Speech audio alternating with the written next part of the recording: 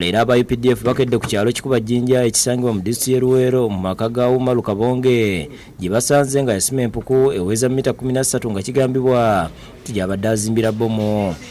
This was to be a bathroom. But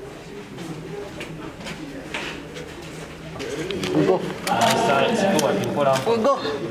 Suspend yourself. You leave.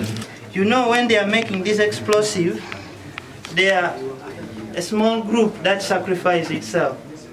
In case anything blow off, it is underground. Ebimu ebisangiddwa mu maka ga Kabonge kuliko emmundu ekika kya pistol, amasasi 20, ebirungo n'ebyuma ebyenjawulo ebikozesebwa okukola bbomu n'ebirala nga Enock Omala akuŋŋaanya obujulizi wabeera baddiza emisango muyite scene of crime officer bw'annyonnyola. You can see it is a gun. Just get you in the vehicle, you won't even hear the sound. You get? This is a silencer, this you see. It was got in their position. These are 10 bullets plus 19. Those are 20 what? 29 bullets. Kabonge abadde n'abakyala 2 n'abaana 8 kyokka bonna babadde tebasoma n'okubatangira okuzannya wabweru ekintu ekyaviirako abatuuze okweraliikirira bwe bati ne batemya ku bekikwatako nabo abasukiramu ne batandika okumunoonyerezaako. Memba abadde ye atandise okwasa mulinga agiweereza yayagala emirundi egisinga bagiweereza abali abantu abangi. Olaba tukino tukiguddemu nga tikinnabaawo. Twebaza Katonda yatusobozesezza ne twebaza n'abakulembeze b'ekitundu balwa batuyambyeko.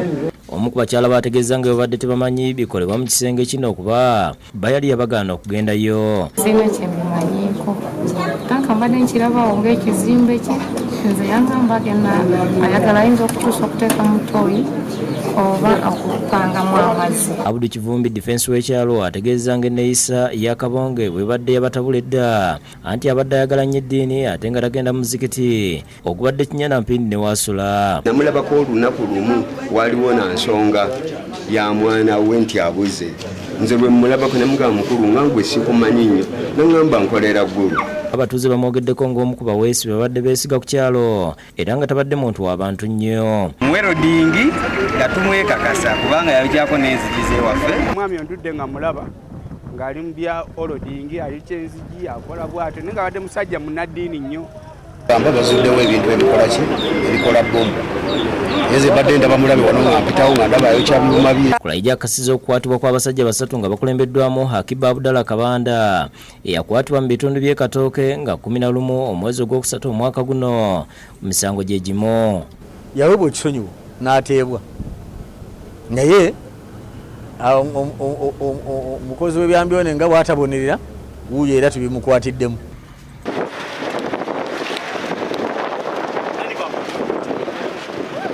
Download the app on App Store or Google Play Store now. Vision Digital Experience, the future of media.